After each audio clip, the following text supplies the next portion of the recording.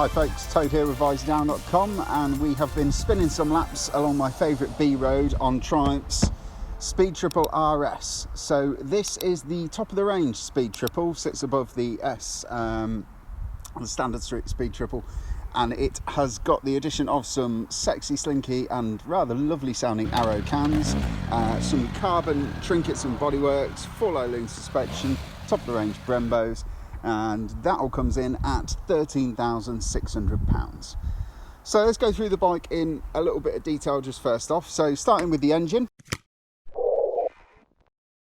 As everybody knows, this is the 1050. It's the daddy of Triumph's naked modern motorcycle range, and it is powered by a 150 horsepower, 117 newton meters there or thereabouts engine. And I could talk about where the power and the torque kind of come in the rev range, but it's pretty much irrelevant because whatever gear you are in and whatever engine speed you are at, if you open the throttle, it will pretty much pull, and you can do overtakes in sort of 5th and 6th gear from about 40 miles an hour up to about 50 without changing down. It's such a tractable unit. I was having a chat to my friend earlier and sort of saying, well, what's your favourite configuration for inline 4, V4, triple or twin? And I think triples win it for me, just because of that.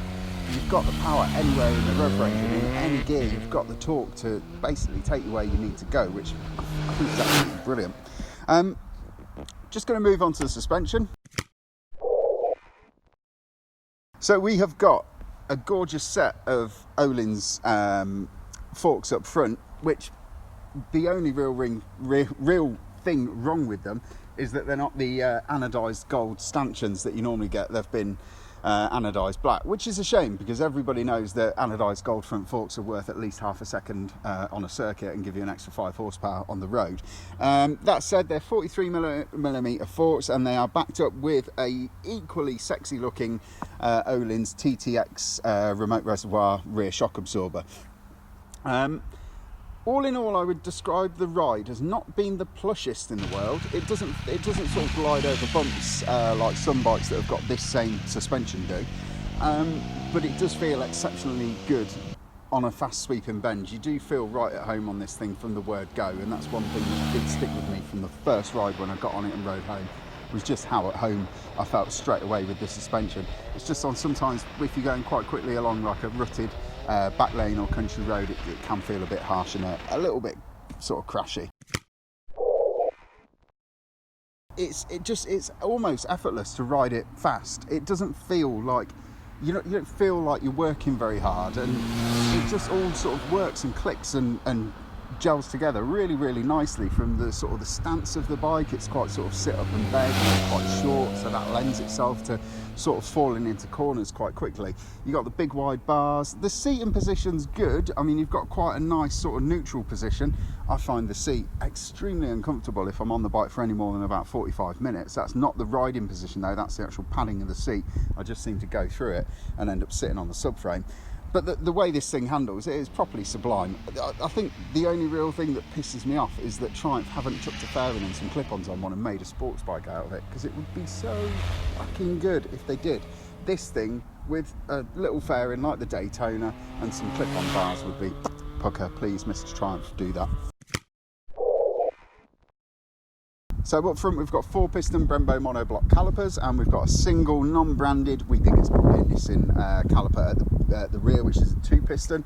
The front master cylinder we've got is a Brembo MCS master cylinder, which is fully adjustable, and we've got a replica of that as the lever on the cable operated clutch. The front brake's lovely. It's really, really sort of nice. You've got a tiny little sort of dead zone in the initial pull of the lever, but from there in, it's got a really nice sort of crisp feel to the braking system. Plenty of bite, plenty of feel. You've got Pirelli, Diablo, Rosso, Corsa, all the other Italian words that I don't know, tyres, and that with this setup and all the weight kind of sort of over the front end just means that the brakes just bite into the road. Feels like you're going to rip the tarmac up, and they're just really, really positive. Good move. ABS fitted as standard. It's only switchable, so you haven't got different levels of it, and you can't turn it off to the back or to the front, but you know what, I've barely felt the ABS kicking in, which is partly down to the great tyres and also the decent weather that we've been having recently. So yeah, I don't see that as a problem. So this has got Triumph's sort of latest generation TFT dash on it, which is a 5-inch TFT. As I just mentioned, you've got switchable ABS, which is just either on or off, and you've also got switchable traction control, which you can't, there aren't levels of it, you can just turn it on or off. To do that, you need to be at a standstill, press the home button, go through the settings, get to it, and then turn it off. You've also got 5 rider modes, which are, you've got rain, road, sport, track and rider. And rider is your own configurable rider mode, where you can take bits and bobs of all the others and make your own one up, or you can just go into track and change that one, or any of the others. I don't really get it, it just gives you an extra riding mode basically. I like the way that it feels properly solid in a corner. In a really fast corner, you can just like throw the thing on its ear and it just grips, goes and sticks and gets you around the corner quicker than probably anything else, to be honest with you. The motor is just stunning. I mean, if I could take the motor out of this bike and put it in a little glass case and just have it sat in the middle of my living room, I would. And that's not because it looks nice, it's just because it's such a great bit of kit. I think this is a pretty good all-rounder. You wouldn't have to do much to this to turn it into a bike that you can do sort of longer distances on. The tank's a little bit small, I guess. Swap out the seat. You've got a really comfortable, really fast back lane scratcher that can go and hustle with the best on a track day. Yeah, it's not got 200 horsepower like the latest batch of superbikes, but in reality, if you're riding a 200 horsepower superbike on the road, how often are you actually going to use all of those 200 horsepower? Probably not very often.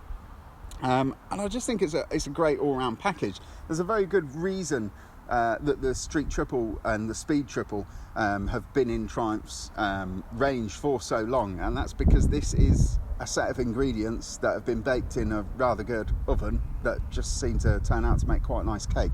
And yeah, I think this is going to be something that we'll see Triumph churning out for many years to come, and I for one am very happy about that.